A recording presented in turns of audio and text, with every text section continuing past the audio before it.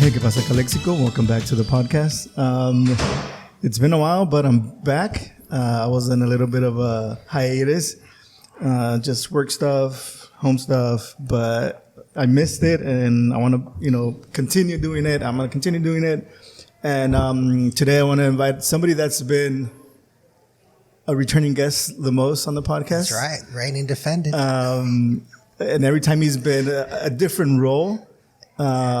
He was recently nominated or given the award of the Hispanic of the Year. I'm the reigning defending Hispanic of the Year, Brawley.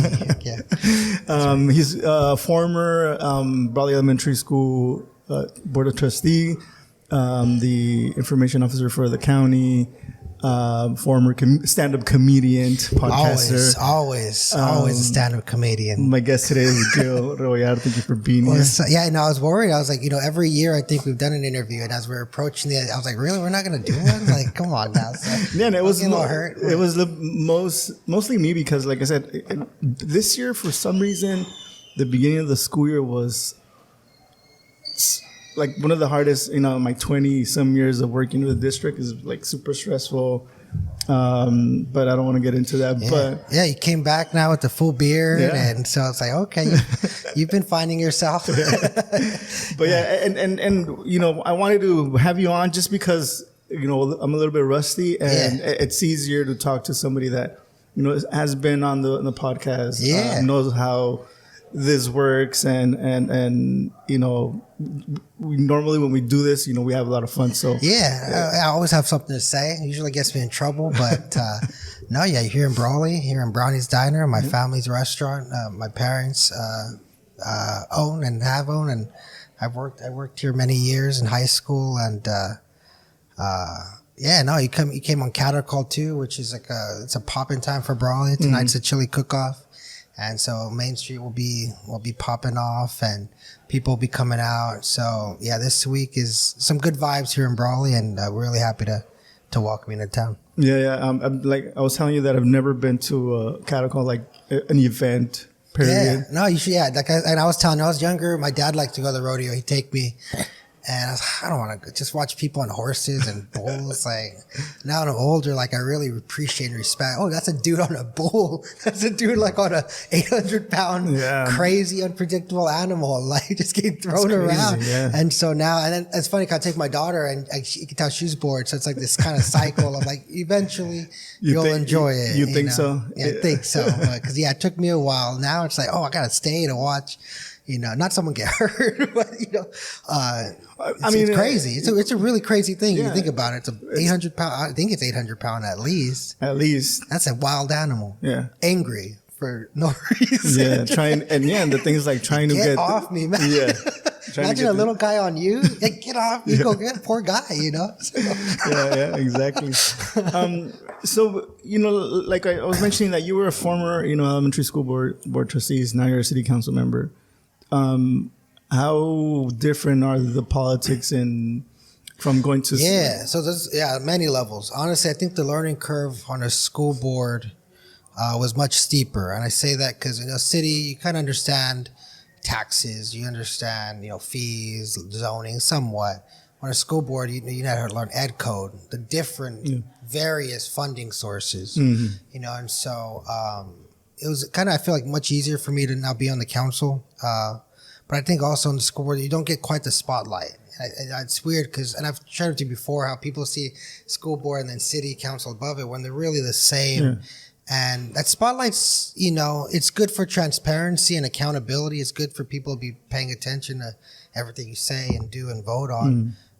Or the school board, you didn't quite get that, but you should, right? It's kind of like one thing I always said to school, it's just as important as city council, if not more. You're dealing with the workforce, you're dealing with the students, you're dealing with communities. Schools tell you about the neighborhood surrounding it. So I think the jump from school board to city wasn't to, boost my political career status, but I think is really like I encourage everyone, if you're going to run for a seat, start at the school board, not because, and it's also because that spotlight allows you to learn.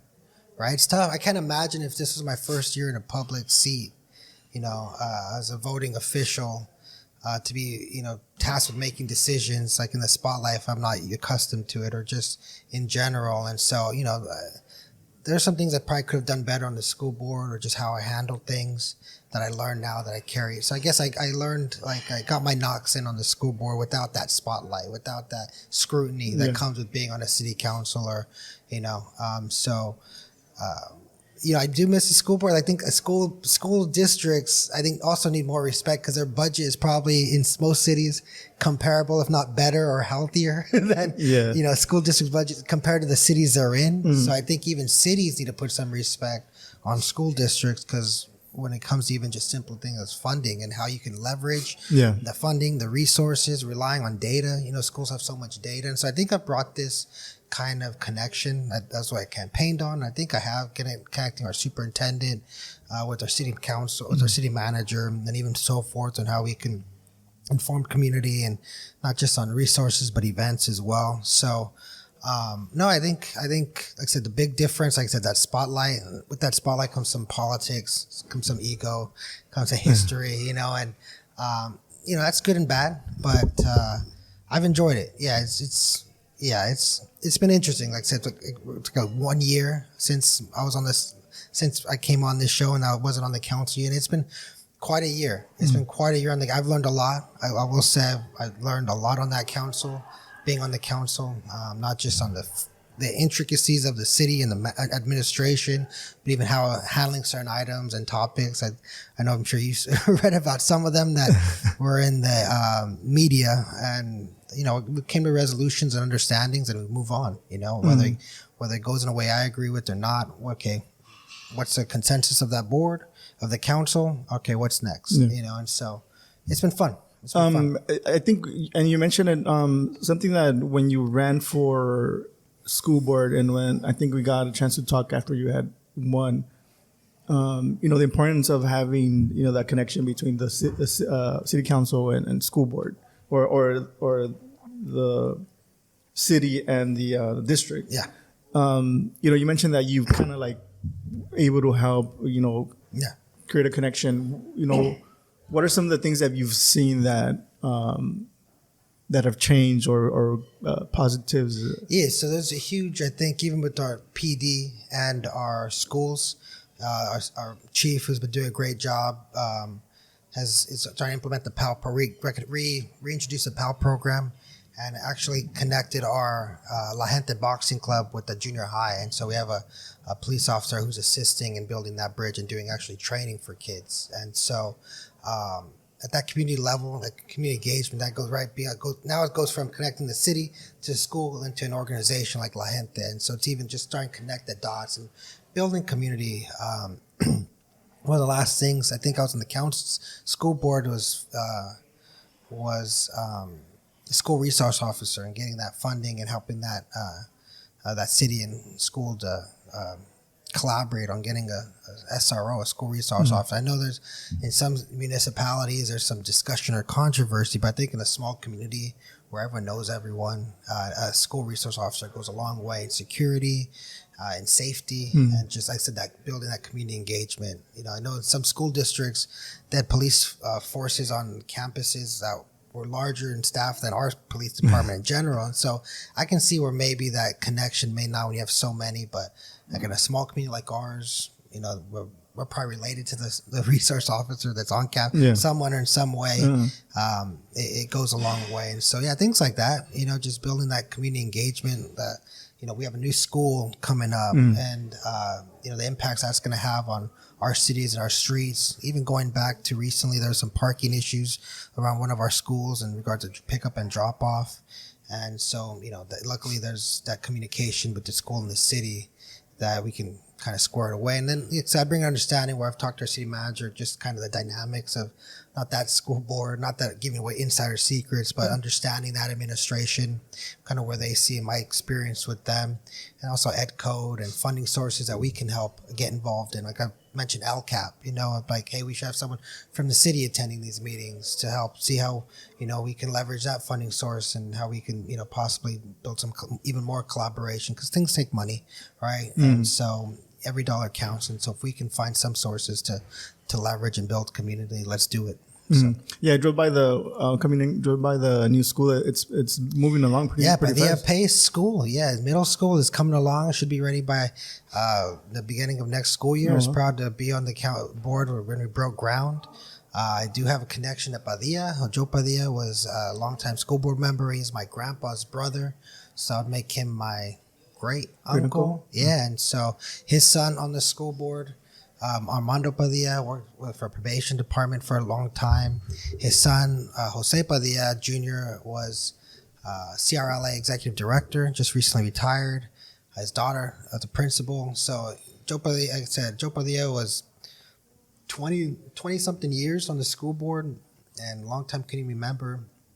And, then we have Scott Pace, who tragically passed away in the war, veteran, and during the Iraq War. So we recognized two individuals from Brawley for that name. And it kind of kept, there was some, not controversy, but just every time you name something at school, you wonder if you get it right. I think we did. I think they did. But also, because there's some people, there's some in the community say, hey, maybe name a neutral name, Malin, it's Malin Street, but each of our schools in Brawley, elementary schools, are named after someone. So it kind of kept that, J.W. Oakley, Phil Swing, Barbara Worth is fictional, but names Myron D. Witter, and so kept also the tradition of naming schools after individuals. And like I said, this time it's people, two individuals that are Brawley icons that really I'm proud to have been part of.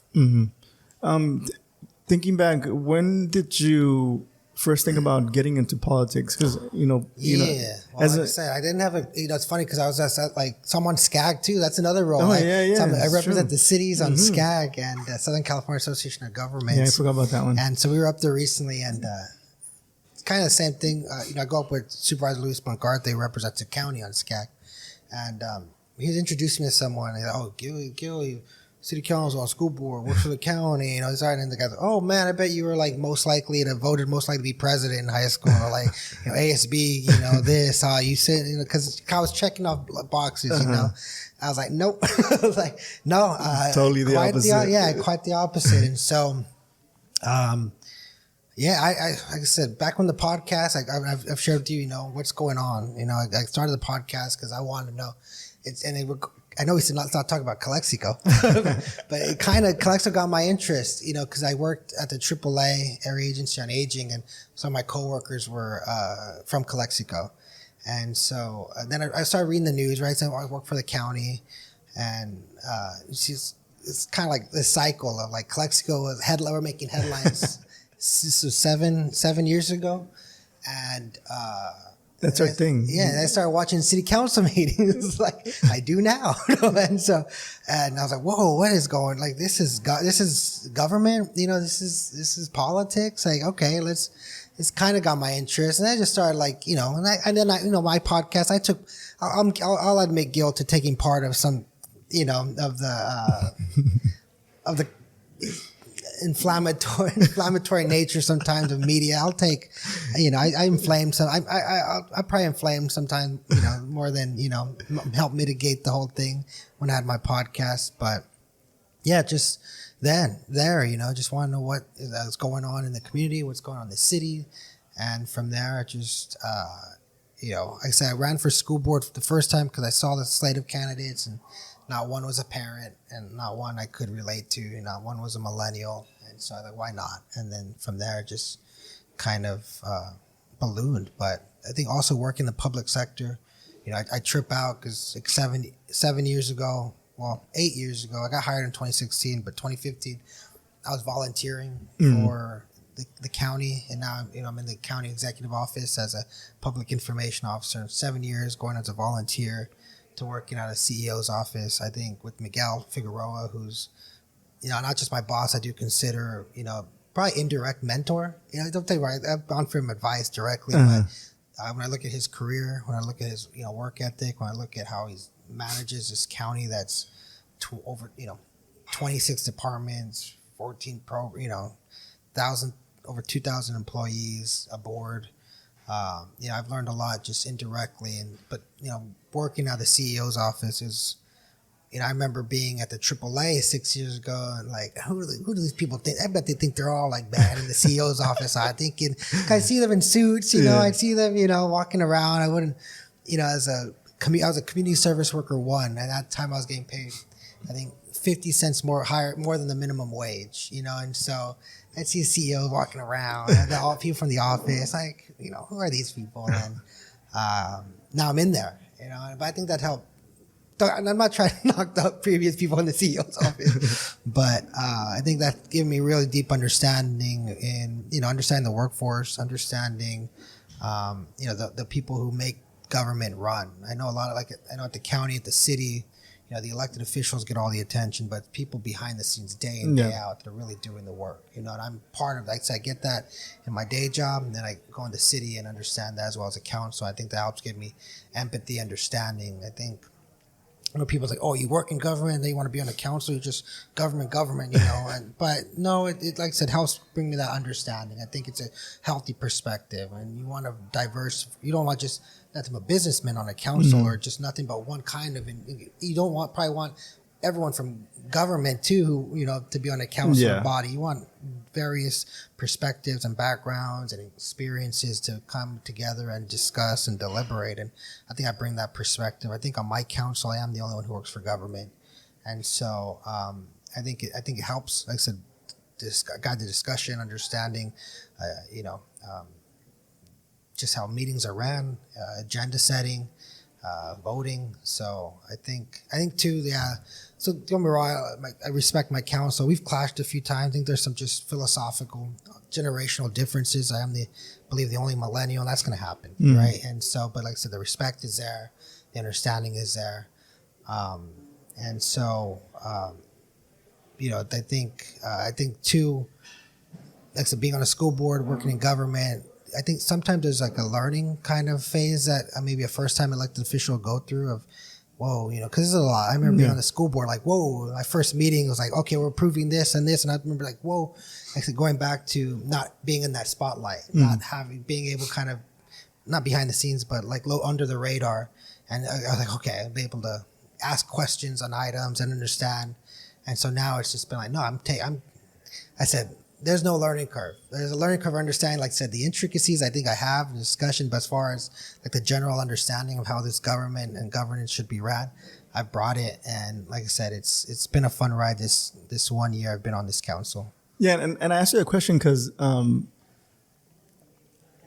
41, almost 42, and, for a long time I've thought of running for, and right now being part of the planning commission, it's kind of like giving me a little...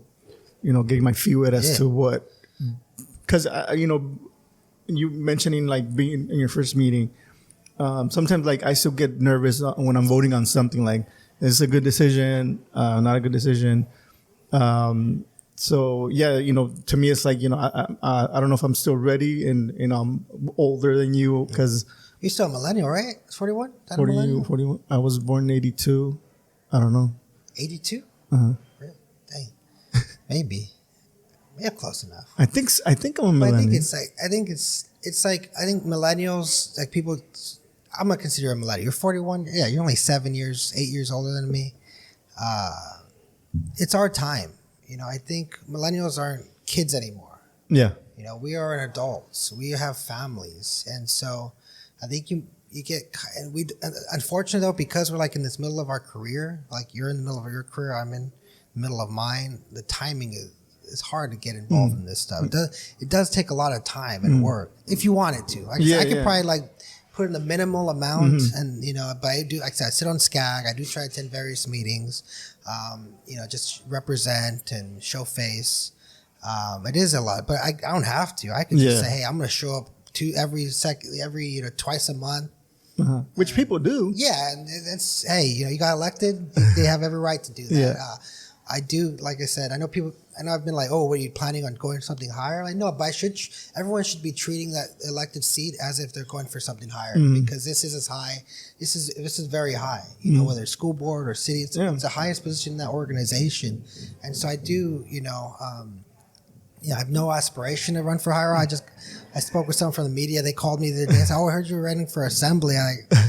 Me too. Apparently, I didn't know that. And so, but because I like I said, why not? I'm on the city council, but I should be holding myself and doing things as if I wanted to represent even a larger number of people. Because and it's the damn if you do and damn if you don't. Like say if you were like just nonchalantly going to the meetings and whatnot, they'd be like, "Oh, you don't care about the city," So it's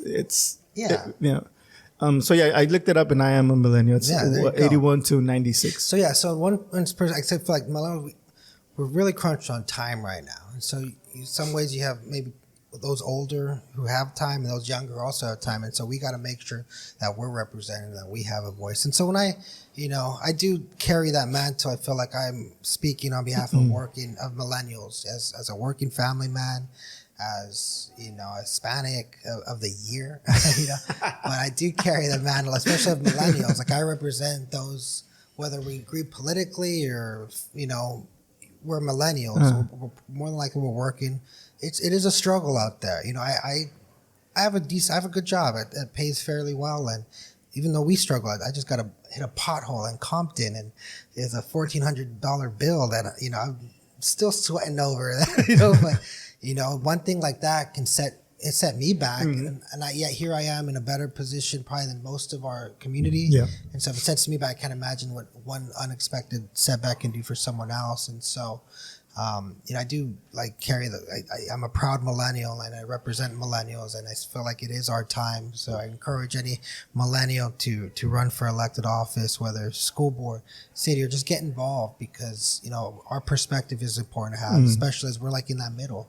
We're not too young, we're not too old, we're right in the middle. Yeah. And that's a really important thing, especially many of us are at a crossroads. Where do we want to, some of my friends, millennials, don't have kids yet, and they may want to, or the career-wise, do they want to make a next step? Do they want to, you could be at a very big crossroads. You could kind of be at a midlife crisis as a millennial in this time. And so I do represent millennials, and will continue to do so. Do you feel that millennials are involved in city issues, as a community? Yeah, I think especially now now I got friends hitting me up hey, about we recently had some concerns regarding Parks and Rec, and so I have friends I went to school with, hey, my kid, or this and that. So it's now I think especially as you have kids, it becomes bigger than you. I mean, I guess that was a shift for me when, like I said, I didn't have the typical political trajectory. I guess I've showed you. I've gotten in a lot of trouble, and it wasn't until I became a father where I stopped being so selfish and understanding. Oh, this is much bigger than me. What am I? Now I have a daughter, and what kind of people? What type of world? And what kind of community is she going to grow up in? Yeah. And that's kind of, I guess, we say what started. It said the intention may not have been into politics, but when I became a father was to get involved in some way to make sure that, she's going to be in a spot that's, better than what I had. Yeah. And so, now millennials are getting more involved because now the families, now with work, so, like I said, they probably didn't intend to get involved, but I think naturally it's a progression to start, hey, what's going on in my community for my kids or for my family?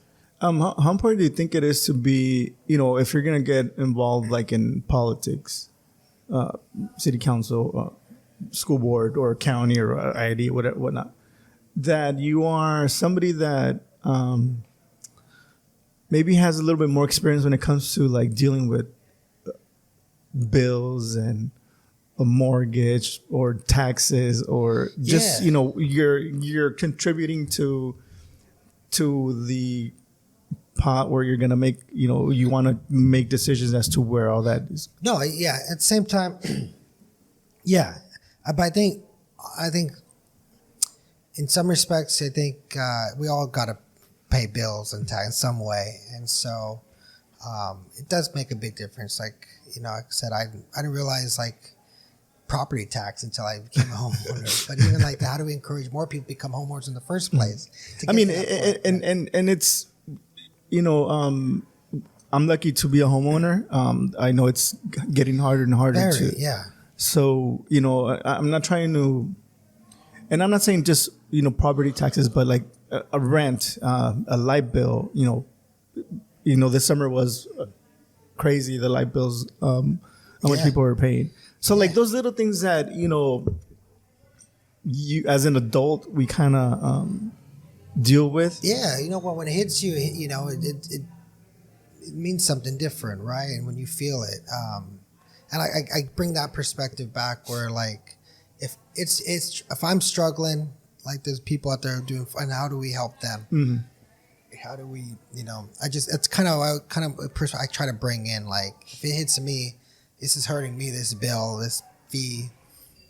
What about those who are not in the, have the privileges I've been afforded? Mm-hmm. And so it's also considering them, because they might be as much, because it is intimidating getting involved. You're in circles that, are kind of, it can be cliquey. Politics here can be very cliquey. And I can see someone who may not, understand the system, may not come from, have the same means as others, trying to get involved and not understanding. And I felt that recently, like I went to, and this was like, I was at a conference in Sacramento, and I went to the Latino caucus, and I was like really prominent officials, and I felt like I'm just a kid from Brawley. Like, don't think I have my suit, I look good, I'm very, very confident in myself, but even I thought, whoa, like, who do I think I am? And so going back, I'm sure people feel the same way. I know there's mixers, there's community events, and people can, same way I saw the CEO's office back in the day, it's like people can be intimidated. How do we reach out and get them engaged, get them informed, empower them to speak up? And because they might not feel empowered. They might not feel like their voice matters, but it does. I got, I said Hispanic of the Year. One thing in my speech, I brought up the power of your voice, like the power of your voice. You have a podcast and how much you've influenced. I have a voice, and no one can take our voice away. Like that's something that is ours. Use it. Rich, poor, black, white, brown. Like use your voice. Like speak truth to power. Say what you feel. Admit if you're wrong. Just speak your truth. And your voice is something that can be bought. Can be sold. It is yours. It is ours. And So one thing too, like I kind of share with kids, like use that voice. And fortunately, that's where I met Sal Solorio, Kern County, or he's running for Kern County Supervisor, Delano City Council. Delano, yeah. I was like, hey, I was looking for someone I recognized at this event. And Sal was like, I know you, I follow you on, I was like, dude, I follow you on Instagram. He's like, oh, I love your look. Oh man, where are you from? Like, oh, don't, I was like, dude, I kind of told him like, hey, I'm not gonna lie, I'm glad I saw you, because I feel there's like I said, city councilman from the LA City County, LA City, just real prominent. And it was the League of Cities concert. I was like, and it's like Latino caucus, so you had like a lot of Latinos there that like, man, like I read about, that I've seen, but I was like, how do I, Yeah, you were nerding out. Yeah, and so Sal was like, no, you are good enough. You are equal just to all of them. And so he really hyped me up, and we had a really good relationship. Yeah, I follow him because I think it was during the pandemic when he ran, I think, and he won, or like. Yeah, I just follow him because like I would follow like electeds. I copy a lot. I don't try to reinvent the wheel. So I see what other elected officials are doing, and he used to do videos like, here, I'm here at this conference. He was really out there and engaged, and I was like, oh, this is kind of cool. How old is he? I don't know. I think younger than 30. Oh, okay. I think so. I think 28, maybe. Okay. And so so he got me hyped up, and then from there on, I just made the rounds, and he connected me with a few others, and it was a good time. But yeah, no, like I said, going back to like that feeling, like ooh, but I was like, yeah, you know what? No, I'm just as good enough. Yeah. And so for him helping me, and I guess that's why I kind of hope. I brought the kids from La Gente when I had the Hispanic of the Year award. Brought the boxing kids from La Gente to the event, and recognize them. And boxing's a tough sport. It attracts a tough kid, and so I do try to go down there as much, racing them. I don't know if you saw it. Yeah. So I do try to like go over there and say what's up to the kids, and like to empower them, and beyond, they obviously they have a courage, because going in a boxing ring is getting somebody hit in the face, and hit back, and not like show pain. Like, I don't think people realize that, like boxing or that fight, like the pain aspect of it. Like, we can all throw a punch, and we can always probably take a punch, but to get hit and then not show pain or not flinch or not like, hold on, wait, that's a certain kind of person, a certain level of courage. And so, trying to tell those kids, hey, not beyond the physical, your voice as well. Like, you obviously have courage. Use it, beyond the physical part. So, but yeah, I guess that's for young or millennials or in general. Speak up. Go to meetings. Ask questions. Don't be afraid. I ask questions in my city council. And I think.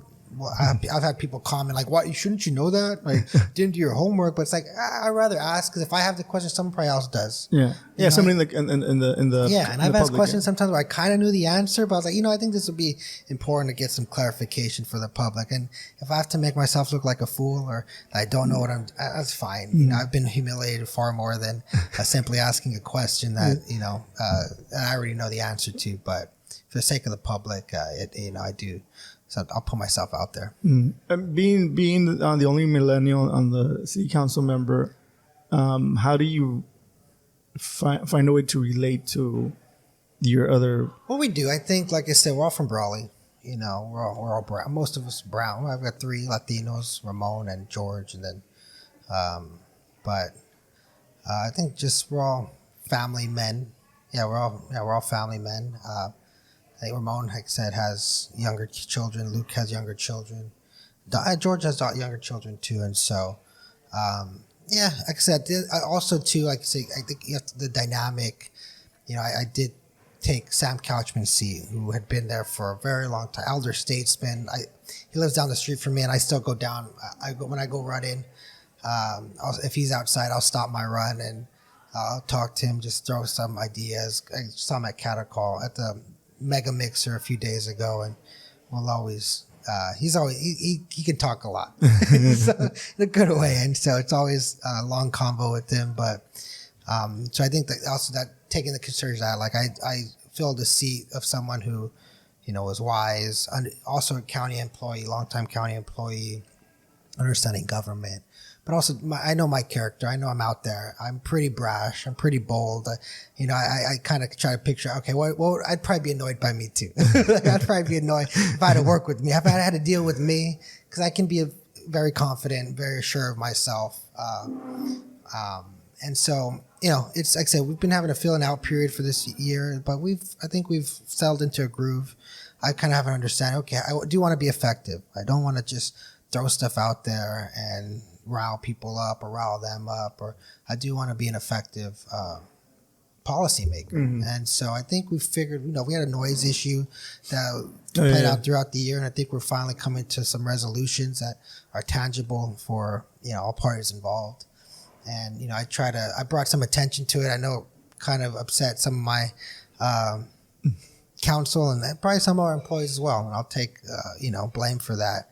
But like ultimately, it was in the hopes to try to find a resolution to something that was impacting people, impacting our residents. When I have a senior citizen come up to, continuously coming up to our meetings, voicing a concern, I think we should take it seriously. I think we should try to figure out some solution. I'd be very frank about what can be done. And like I said, and so from there, because that's what it was. It came back in December, a group of residents, some seniors, and every meeting up here on out after that was, hey, this noise.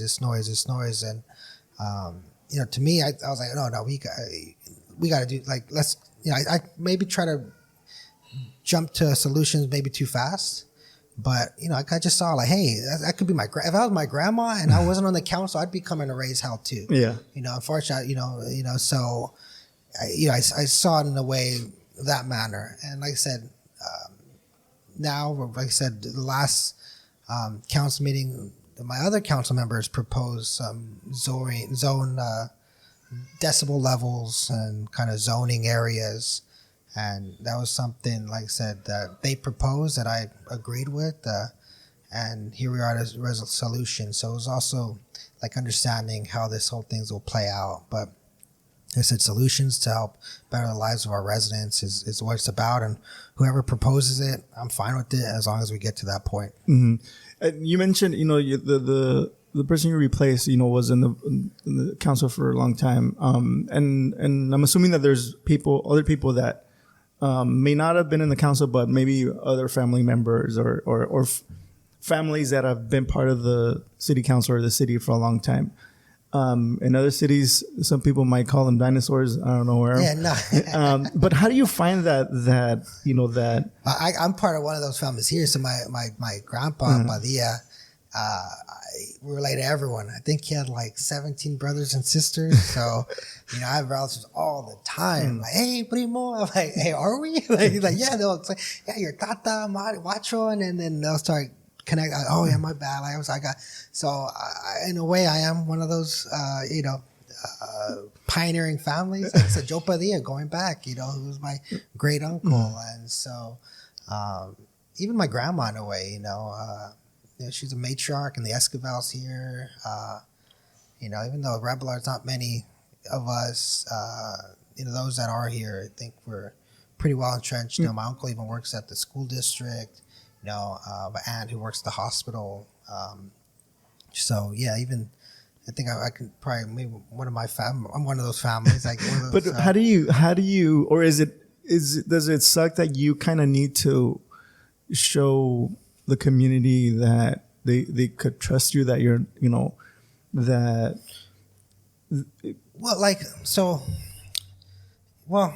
I guess this way.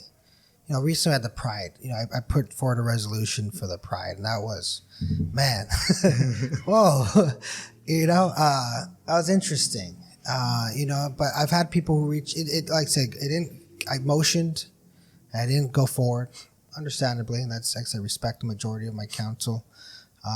There was a lot of misinformation about it, going Facebook. People on Facebook say, oh, he wants to raise a flag, he wants to do a ceremony, he wants to do this. When if you read the resolution, if you read even the agenda, a simple resolution recognizing June as Pride Month for members, to show also members of the Brawley community, those members of that community in Brawley, that we acknowledge you. I mean, there's no doubt, that there are LGBTQ members of the community. I know my family, aunts, cousins, there's people probably that work for the city that are part of the community. And I think people maybe thought it was a stunt, but no, I went back. So in 2008, I was at IVC. I wasn't even in politics. I was partying. It was Prop 8, and that was a gay marriage. And I actually wrote an op-ed to that. I'm not in politics, but that was, like I said, I guess this when people, if you consider let me explain why I put this. It wasn't just, hey, I want to get attention and no, this is a big conviction on acknowledging the LGBTQ community. That's, like I said, been part of my life. But in 2008, I wrote an op-ed. I think No would supporting gay marriage. And people thought it was my dad. Like hey, you thought like that? And like, Dad's like, what? My dad said he woke up in the morning and people were texting, either calling him or here at the restaurant. It was on the Sunday paper. And he was at the restaurant, like, Gabe, and he's like, what the hell is he calling? Like, hey, what the hell did you write? Hey, just supporting gay marriage, and part of it too is my grandma. So it was a man named Stormin Norman, who would do, he was a gay man who would do drag. He was a gay man who would do drag on the weekends or set lips in San Diego. And my grandma hired him at the steakhouse. And this was back in the 80s. So, I mean, look at my resolution, kind of the pushback you got. Imagine the 80s and at the restaurant. And I remember she was telling me, and he'd always come to for Christmas, the holidays. My grandma always has like a thing at Christmas. And he'd always stop by, and even when he was in town, he'd go by the restaurant. I worked at the restaurant, and it was Norman. Like, he was gay. He was very flamboyant, but he's a good man. And my grandma would share with me a story of, when back in the 80s when he was working, she had a customer say, hey, I don't want that man. He's black and he's gay. I don't want him serving me. And she's like, I don't give a shit. My grandma's crazy. my grandma's old school. She, I don't care. Like, the food's gonna taste the same. It's either get out of my restaurant or you accept it. I'm not. But she's like, I'm not gonna change how I run my business for you. And so I remember she telling me that, and Norman, and my cousin Bertha, my Aunt Sandy. So I had members of the LGBT community that helped take care of me, that I saw, that raised, and it led to the 2008 when I wrote that. And then here now, simple resolution. Like I said, I think that misinformation that got out and Facebook. Do you think it had anything to do with what happened in Calexico? I think so. People have said the timing. But then I've had people who afterwards they saw it, because I made a very lengthy speech, and they say, you know what, I don't agree. And they even said, I'm happy it didn't pass, but I really respect what you had to say and how you did it. And that's what it's about. I mean, I even said in my, when I opened it up, if you want more than 3 minutes, if you want, if the mayor is fine with it, I'm fine. This is a community conversation. I didn't even tell anyone. Some people are like, why don't you tell anyone about this agenda item? Because this was about for us, me and the community. This is for, I had my reasons that I wanted to share with residents. And I didn't want to make it a spectacle. It kind of became one, and I should have known, right, by nature, just by. But yeah, I didn't say, hey, we're having a meeting, show up. I didn't try to order. I just say, hey, this is a conversation. I have something to share and something to say, and that I feel strongly about, and we're going to have this conversation in the community, in the public sphere. That city council is for the people's bidding. It's not for the city council to conduct business. It is, but it's also for the people to voice their concern, to be heard, to use their voice. And so, yeah, I was kind of prepared to, if we got to be here all night, I'm fine. I'm fine. I know there's some on my council who like to have fast, efficient meetings. They've said that they want to be in and out over 90 minutes. That's fine. You can be efficient, and sometimes time doesn't necessarily mean effectiveness. So I get that as well. But in the same respects, if we have to be here all night to hear the people, I'm fine with that. I was prepared for that. I was prepared to, hear the people and their concern, and we did. And but yeah, I've had people say, yeah, I don't agree with that, but what you said, I did agree with a lot of what you said, and respect with how you presented it. And like I said, it was simply just acknowledging the LGBTQ community, and we're all a son, daughter, in some cases mother, father, sister, brother away from being directly linked to that community. And I think it's important just simply acknowledge. That's all of what my resolution was, simply acknowledgement. June was Pride Month as members of the community in our city, and that's all we're doing, acknowledging those two things. And like I said, it didn't pass, but we had the conversation. I think John Hernandez, really powerful things he said was, he went up and he goes, you're going to lose tonight, but you're going to win in bringing awareness and raising consciousness. And I think I did it, because some people were like, hey, we started talking, and, and even then and even after that, we were kind of talking about forgiveness and whatnot before the podcast. I won't get into it. Because there were some things said in that meeting that I really didn't appreciate at me, and since then I've talked to those individuals, and we have an understanding. And so I think ultimately, like I said, it's how you handle it too. I think I could have approached it in different ways and made things worse. In some cases, not bring it up at all probably would have been the smartest thing people have told me. But like I said, like kind of John said, raise awareness, brought consciousness, and then move on. I'm not going to dwell on it. I don't hold grudges. My council felt that way and I felt another way. It's back to business. Do you think it was made bigger because of the media, or no?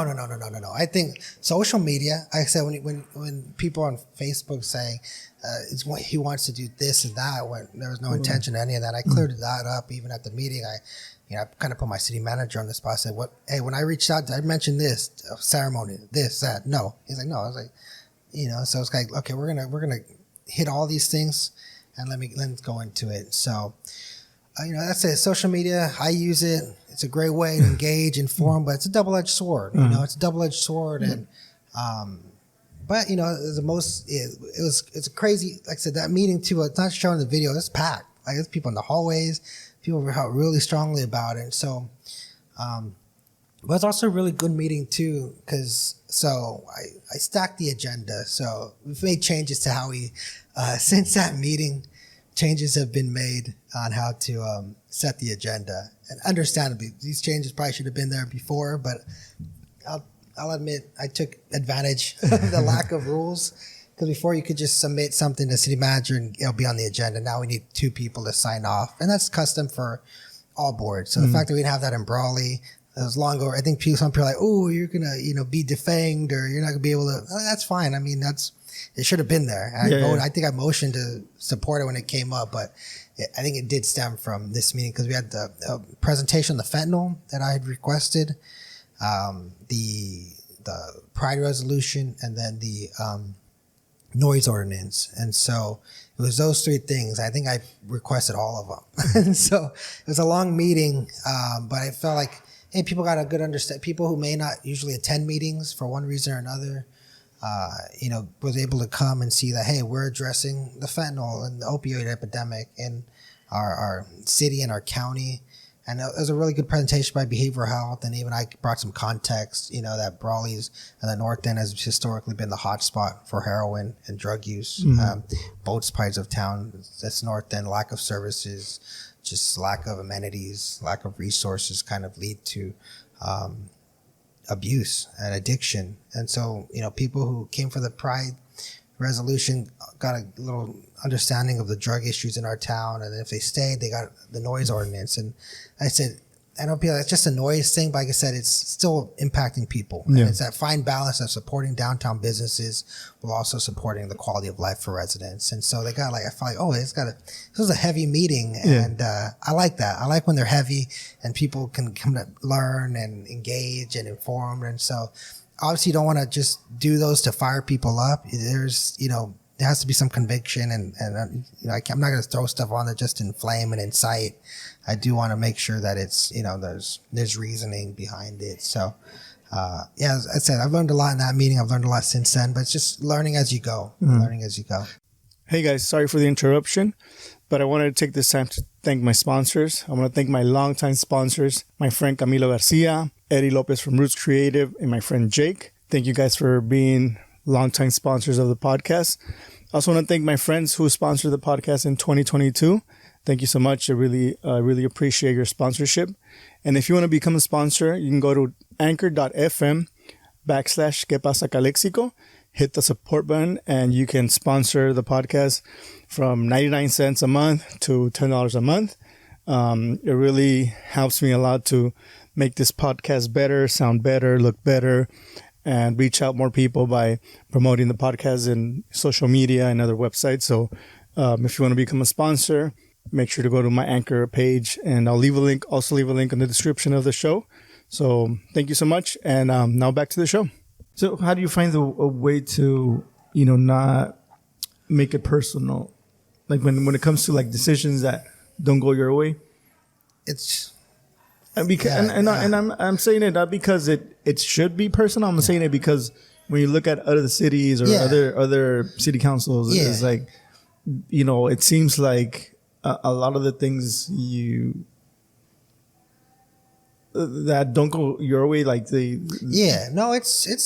a battle, right? It's a battle. It's a battle of ideas, battle of philosophies. Things haven't gone my way. I'm just used to, I don't know. It's business at the end of the day, and you can't change. You can do your best to try to change minds, and hopefully down the line, like I said, the noise ordinance. I know it was brought up, decibel levels and noise readers. That was brought up earlier in the year, and there wasn't really much receptiveness to it. And now, eventually, I understand. It's kind of just understanding and awareness. And like I said, my council is always looking for solutions to issues. They do that. Not they all do that. I guess the truth will win out, or at least you just kind of, you don't take. Like I said, I don't take it personal. Because like I said, that noise thing, I got lashed at. I don't know if you watched that meeting. I got kind of called out on my social media activity. I got called out. We discussed a lot of stuff that didn't even pertain to the noise. So it's about me.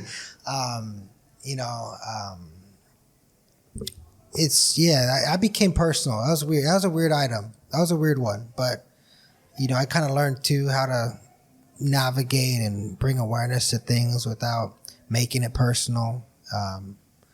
Like I said, I guess that willingness to learn and listen. And I do try to take feedback, you know, and I go back and watch meetings too, like how do I approach this? I look at other cities too. I watch city councils and, you know, meetings and county. I work for the county, so every Tuesday I'm watching that meeting. And so also seeing how other city councils conduct themselves. Which is your favorite? Which is my favorite? Calexico? They're all my favorite. Central, you know, I like how Central, they're really boom, boom, boom. Yeah, they're really yeah. efficient. Kind of, and I've shared this with the mayor, kind of boring because it's how it's just doing. Yeah, they you know, straight to business. Yeah, and I like that. And Brawley too, we're the same. Eventually, like I said, unless I put an agenda item on. But I guess for the most part, like I said, that's a funny one. That's an interesting one. That's a tough one. I know there's like a recall. I know he's like, let's not talk about, because like I said, both sides, there's people on both sides that I respect and consider friends. And I just hope, you know, at the conclusion of this, there's some healing, because there's some really big lines drawn in the sand. And, you know, it's up to the leaders, not just on the council, not just elected, but just community leaders to, you really have to come together and say, okay, when the pieces are falling and everything's scattered and, you know, that war is over, where do we go from here? And there's going to be a lot of discussions that are going to be had and uncomfortable conversations, and that's fine. Like I said, uncomfortable conversations where you get growth. That willingness to take criticism is where, you know, you know, like I said, I took some in my own items and several of my items, and I can shut them off, or I could say, hey, no, maybe they are right. Maybe I do need to be better. We can all be better. Yeah, I think a huge part of what I see in my city is that with the unwillingness to listen, and to accept when you're wrong. Because, you know, I said and you were like, and that was one of my questions is like, how do you, when you feel like you're right, how do you get it across to your well, I guess go back to that pride thing, right? I know I wasn't wrong. I know people are going to take, but at the same time, you also accept that, hey, maybe that was not the time. Maybe I just, you know, revisit it. Hopefully that, you know, some seeds are planted, and eventually down the line, it is recognized, and whether I'm then the council or not, you know. It's but how do you when you feel like you're right? How do you? And it's not, since this is like a different topic, a different subject, right? But like, say something like a road that you wanted paved or whatever, that doesn't go through, but you feel like you're right. How do you get it across to your other council members without them feeling like you? Oh yeah, no, I like get the that. Smart, like yeah, no, and I'm learning smart. that, yeah, because I can come off really. I do have lengthy board member reports. I do have I'll prepare statements for certain items. I know I can come off as, you know, here goes Gil again, you know. But it's also like, at least I have to clarify. You know, I have to just let them know. I think that's it. As long as I let them know where I'm coming from and why, how, you know, it's more like, okay, here you go. And whatever happens, happens. And I guess that's helped me not take things personal. But don't get me wrong, I do get fired up. There's been some meetings where I'm like, you know, and something I'm learning. I learned how to control myself, control my temperament, control how I respond, control, like I said, whether, you know, if I feel like I'm not being heard or my perspective isn't being recognized. I think that's kind of just, yeah, I know, I said, I kind of go back and I do have lengthy statements where I'm like, and this, and for context, but it's me doing my like diligence on an item, you know, for not just my own sake, not just for the public, but also my council. Like I can say, hey, you know, because there might be people who agree with me too and say, hey, why didn't that get done, or why did it? You know, like why I did explain. You know, I said my piece. And, you know, if it wasn't enough to convince, or maybe, you know, down the line, I might say, hey, I was completely off base. Now I have something to hold myself accountable and look back on. And so, yes, I'm not always right. In the moment I am, but, you know, in the long run, I may not be. And, just, I guess that willingness to kind of just accept that, you know, there's always learning. Everything's a learning experience. And I guess that's much deeper than politics. It's simply just life itself and learning from your experiences and your actions.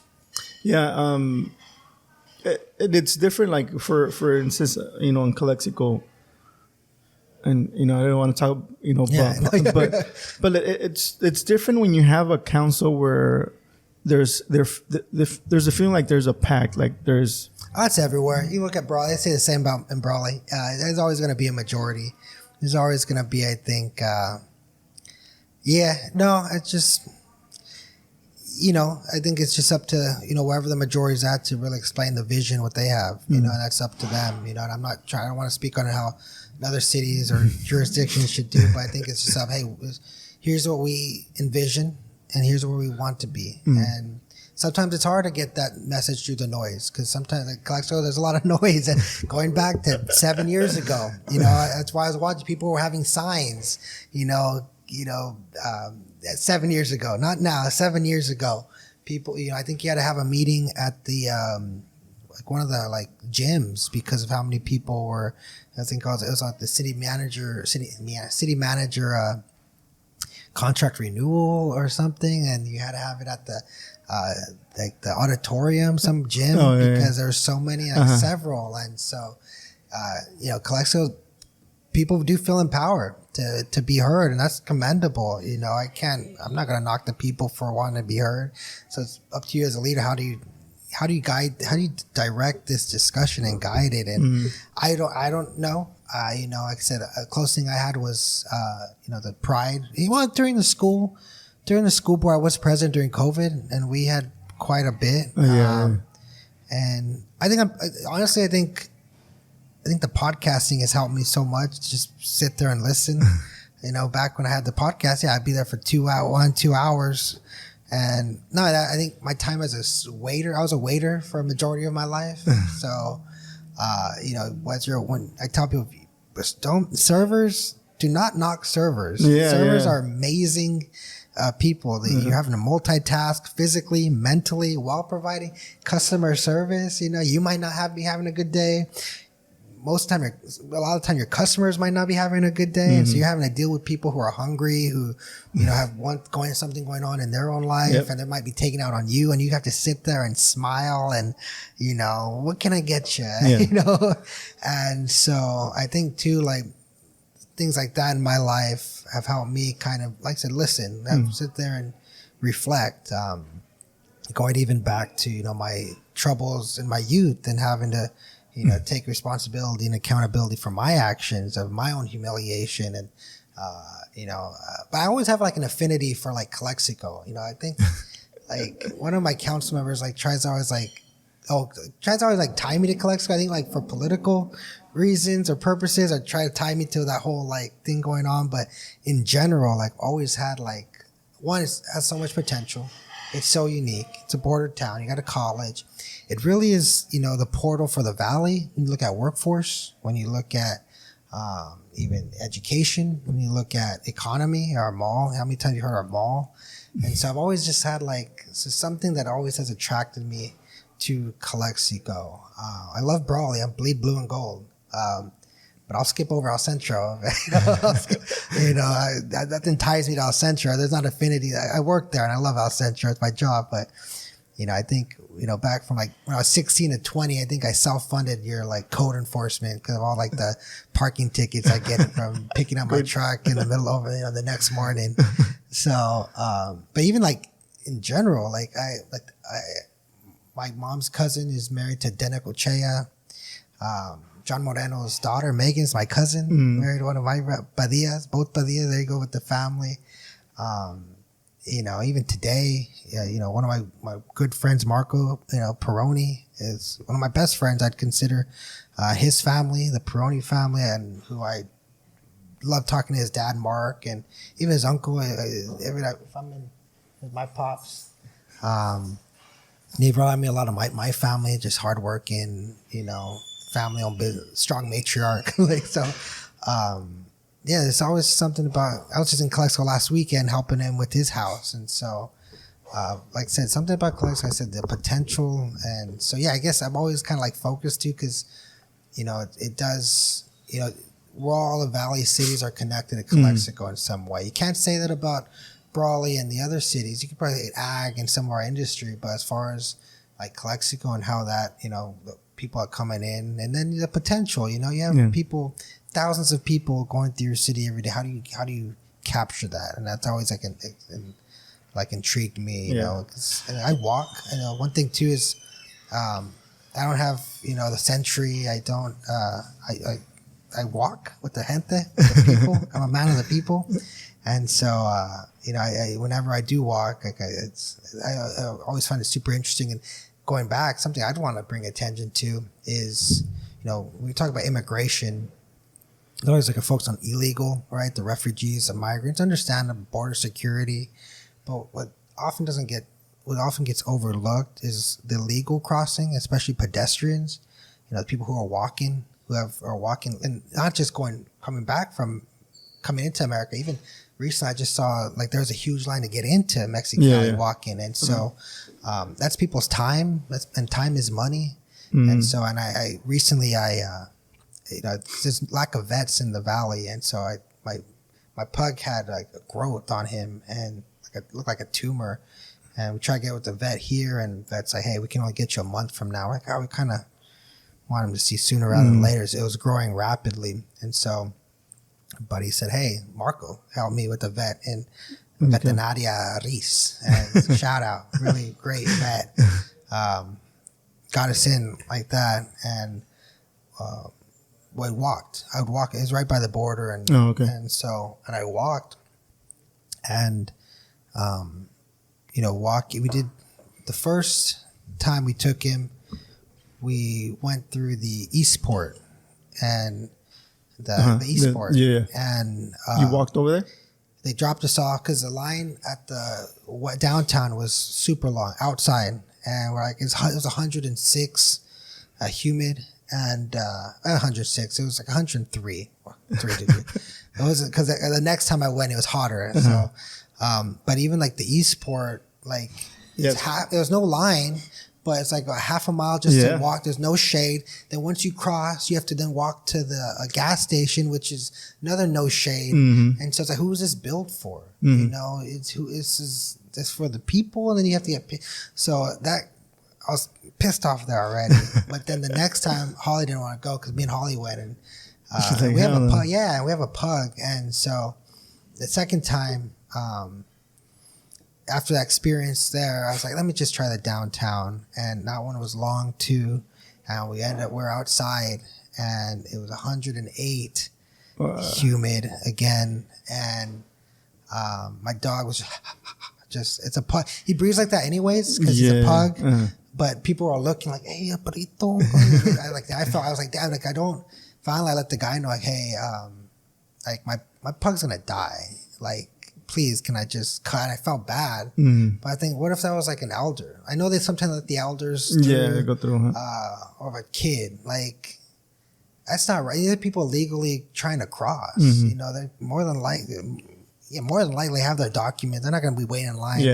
And yet he might be going to work, might be just going to visit family, might go to spend their money, might going to study. Like, here they have these barriers, having to wait hour in line outside in 100-degree weather. And then once you get even inside, there's no like circulated air, there's no AC, there's no misters. It's like, then they have that. Even we waited outside, there's that train, so there's like an active train that could be coming through any minute. And like the cars, like, I feel like any second there can be something really bad, because we're literally waiting. It wrapped around outside to the barriers outside, and the cars are going, behind us. And so the only thing I do try to, like, I wrote an op-ed. I never sent it for publication, but I'd really like to bring attention to that, the legal immigration and how it gets overlooked and the people there suffer. Because even like Century, I don't qualify. I have a record.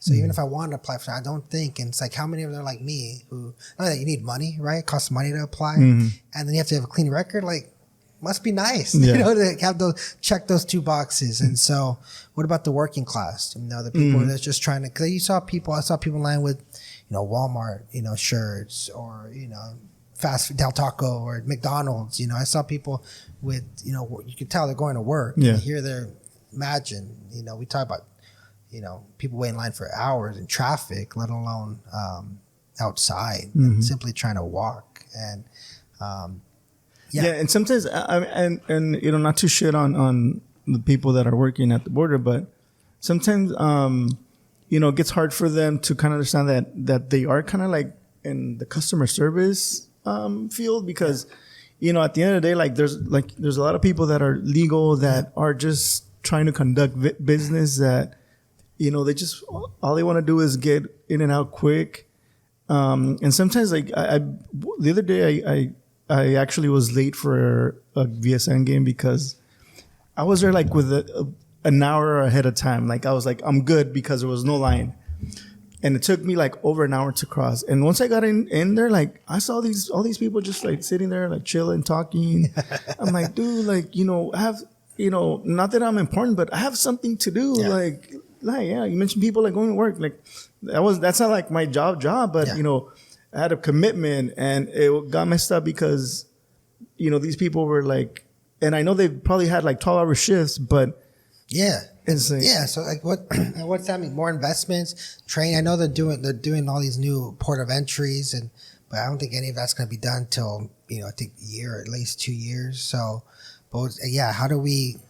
Obviously, safety. You still want safety and security at the forefront. You can't just have not unchecked. So I understand that, but how do we also make it more efficient? To, like I said, that's a working class. Yeah. More than likely, that is a working class, and that's the middle class, and that's.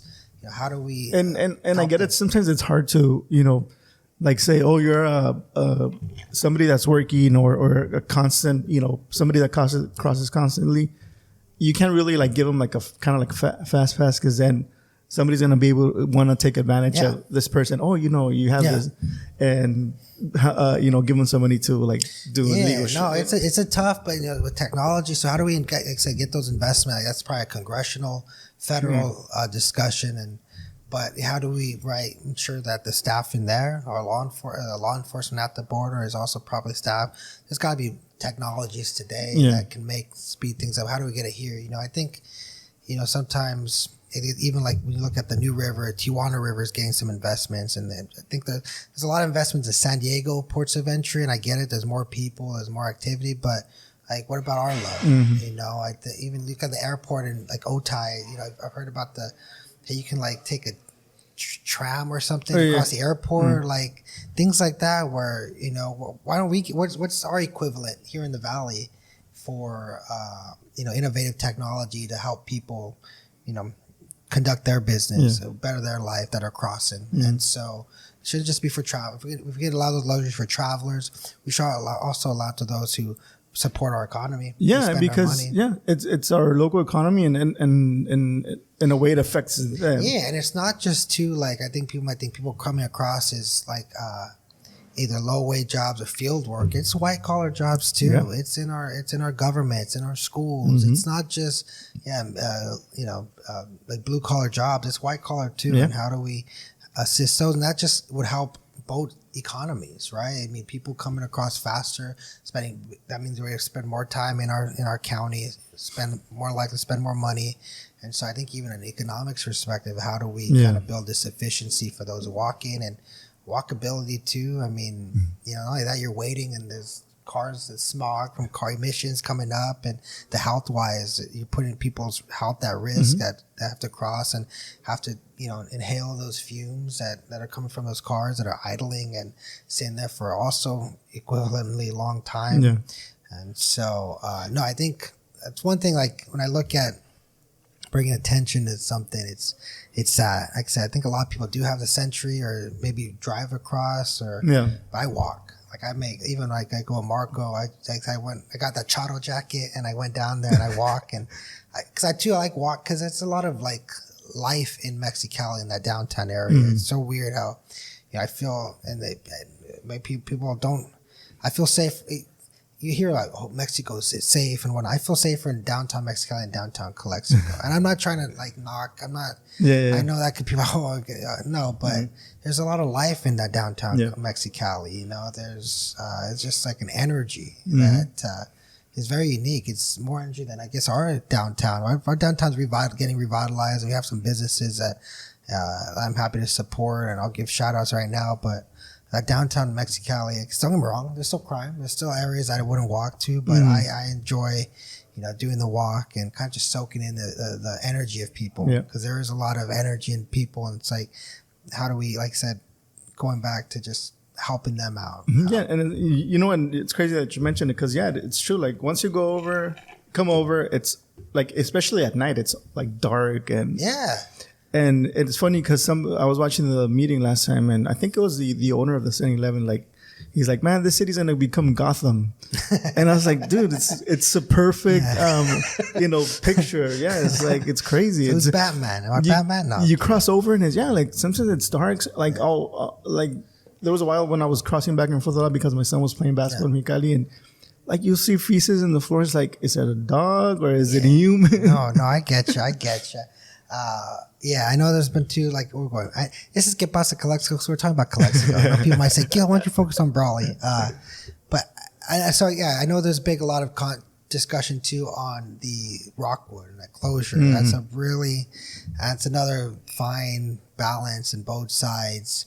Now, I will say the lights help. Like when I walk across, it's nice to see those lights and I like to see lights like that in our downtown. I don't know, maybe not close our downtown street, but the lights do help with security and safety. At least for the perception. I feel like,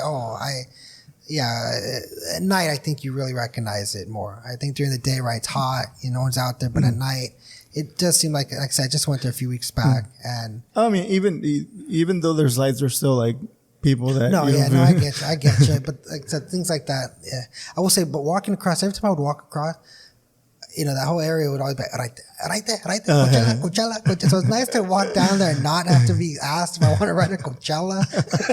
Centro. That's always like, no, dude, I'm walking.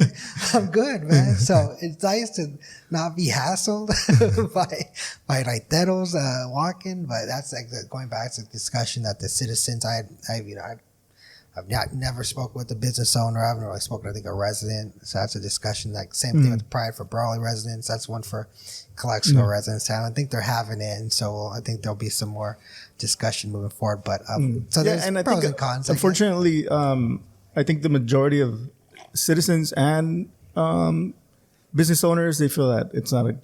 Yeah. It's a weird. Like I said, you do want to. How do you capture that foot traffic? Mm-hmm. Right, because you do, like our downtown. There's no downtown in the valley that can get so many people walking through there. Mm-hmm.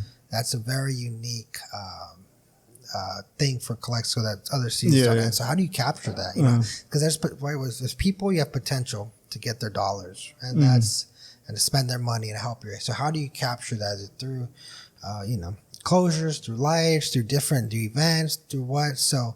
It's things are gonna hit, things are gonna miss, and so it's I don't know. and I think that in the beginning I was a supporter of it, but now listening to the community there, I think you got to take the L's and move on. That's how I feel. You're right. No, I get you. It's like I said, I have no idea. I've never spoke with the business owner. You got to take going back. You gotta take into consideration the same thing like this downtown. We took into consideration the business owner. We could still we're not going to put noise levels that are going to make them close. That's one thing, going back to misinformation. People are like, oh, when I brought up the noise thing, people are like, oh, I heard you want to close a business.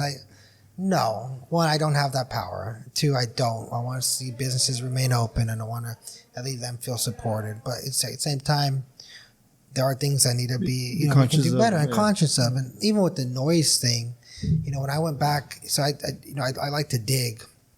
I went back to our general plan, a strategic plan of 2008. It was written in 2008. And it said, your noise ordinance is qualitative and must be updated to be quantitative. And so it's essentially saying, hey, your noise ordinance is vague. You need to update. This was in 2008. Yeah. 2012, we did a downtown specific plan, and it went, hey, you guys, it didn't say revised, but it said, hey, this needs to be reviewed to mitigate any conflicts, which we have now. So, so it came to that. It's also like, hey, this was on our radar. This has been on the radar for 15 years. Eventually it's going to handle. That strategic plan is until 2030. I said we're going to revisit our strategic plan in 2030 or before 2030, and if we don't revise, it's going to say the same thing. Excuse me. So And so, you also, like I said, it's not just connecting with that business community, seeing what the vision is and what the plan is. And so even with something like that, I was like, hey, the noise thing too was different because, it kind of was starting to be pitted business versus business and community.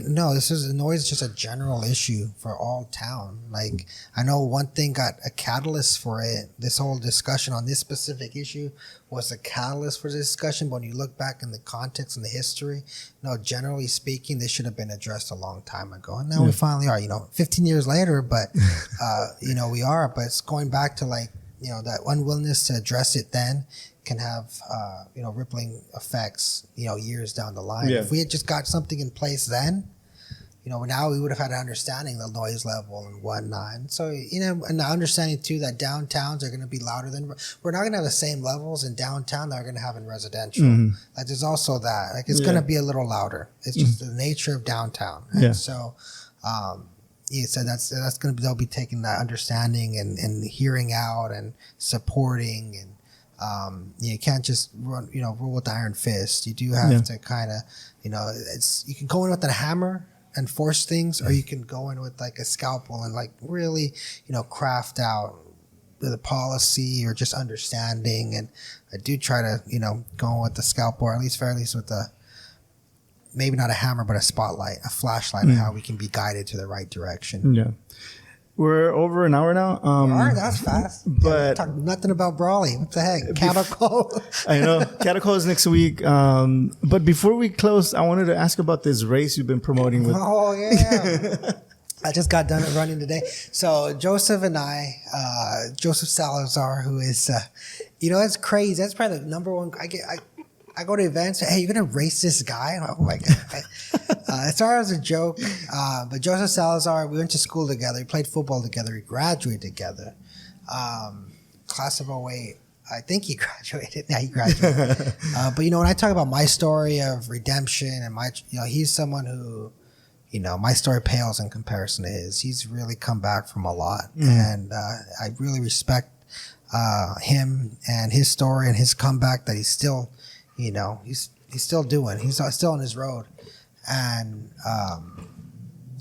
so he works. He's a chamber ambassador, and he's really made a name. He's really just made a name for himself, ingrained in the community, and supporting that. Even his story speaks to what we're seeing in government. One other thing, I'm local government. I'm a delegate on the Local Government 2030, which is this nationwide initiative to help cities and counties address issues that we're going to be seeing in the near future. One of them is communication. How do we communicate more better and effectively with the public? And then another is retaining and recruitment of the workforce and second chance opportunities. And a lot of cities and local governments are having a big issue with hiring and not just retaining but hiring. It's a tough right now. I know Brawley, we have several vacancies in every city. I know going back to Calexico, I know people say, hey, there's vacancies here, but everywhere. If you ask Calapat, Brawley, there's county is very difficult right now in recruiting and retaining. And Brawley, we've lost a few people. Sometimes better pay, better location, just family situations. And so you have to understand that as well. But it's tough. Municipalities and local governments are finding a hard time. It's not just even a valley issue. I was looking at government jobs recently, and I was looking at Wyoming and how the need of it makes sense. If we have trouble with getting people to come to the valley to work, imagine Wyoming. So it's everywhere across government. And so one of them is second chance opportunities for people like Joseph and like myself, who may have made bad decisions when we were young, have a record and yet that may disqualify us. And so, when I did start my career at the county, I remember my boss, Rosie Blankenship, was like, hey, your DUIs came up, and oh, right? She's like, yeah, don't, but just let you know for the future, if you ever apply anywhere or, just things that's coming up. And she's like, we know who you are. We know what you're about. And so it's like, how do we, kind of help people redeem themselves, help people get a second, third, fourth, just opportunities for success that that can contribute despite what their record says, despite what's on their file, despite what they've gone through or done. And so Joseph, I think, is a testament to that. And so yeah, I see him at cattle call, and I was running back. I was a good foot. I wear glasses and I'm small, but I was a pretty good football player, man. I was in. We're gonna go way over an hour, but I was going back to that conference. I was recently with I don't think he's a mayor anymore, but he's on the council of India. Wayman Furman, big dude, stout, you could tell, and. We were talking football, and he was like, "Yeah, I played." He's like, "I played halfback and strong safety." And he looks like, you see him like, "Yeah, it's what position you play?" I was like, "I played those same positions, but I'm like a foot shorter." Joseph, I played. So it's like I was starter, and so I like to race people too back in then. And so we'd see each other at cattle call. I think either him or I made like a little like. I love wrestling. I used to watch. I grew up on wrestling, the Attitude Era. And, so I made a little promo like Joseph, and so from there it just it was just a joke. But now I think we have to race. We have to race now. Yeah. So I didn't really intend to. Whatever. But now people are like, "Hey, no, you got it." So now I'm set. Like I'm training. I run up that hill at cattle call. I do sprints. Like I said, I went to La Gente and I challenged a kid to race just to see where I stood. And, I'm feeling good. So we were supposed to race this cattle call. We said no. I think he knows what's up. But we do want to do for a good cause. So we're kind of talking maybe like an organization that might want to do a 5K for a good cause. And a way to promote it would be that's what we'll do our race. And then, the run will kick off the run. Yeah. So, but we're gonna race. I still got it, dude. My sister does track, and in Chapman, and I've been trying to get her to race her. My mom says she'll beat me. Everyone says she'll beat me. Your sister's gonna beat you? Yeah. She's a college track athlete, and my ego and my pride refuses. As she's my little sister, I got to see it. I have to, until she does beat me, I believe I have a chance. I think I have one good run in me. I think I have one good run, and it's going to come out when I race my sister. And I'm just I'm super competitive. We lost a bout recently. It just pisses me off. What is it, 7 years in a row now? Or? You know what, dude? You know what? Have you guys won that the Battle of the Border when you lost to Clay? We lost it this year. So go Scots, dude. No, and I'm very competitive. I think everyone in politics, you got to be, right? It's just the nature of it to get in a position is a competition in itself. But we're gonna race. It'll be for a good cause, and I'm gonna smoke that. I'll tell you right now, I'm gonna smoke him. Whoever else wants it, any other politician or community leader, if you think you're fast, let's do it. Let's race. Come on, I'll smoke you too. Maybe not Donnie. Donnie's on my count. He's pretty fast. I got it. I'm good, dude. All right, good. Well, we're an hour and 20 now. It was a pleasure again to have you on the podcast. Good conversation like always. Hell yeah. And like I said, go Brawley, cattle call this week. Check it out. Mariachi night, chili cook-off tonight, rodeo, parade, the whole shebang. You come any night and you're going to have a good time. Yeah, for sure. All right, guys. Well, once again, I want to thank Brownies for allowing me to record today's episode here. Really appreciate it. Thank you guys for listening, and I really hope that I don't go away for a long time again. I really want to be consistent again. It's just that I've been kind of busy, but thank you guys for listening or watching, and we'll see you guys in the next one. Peace.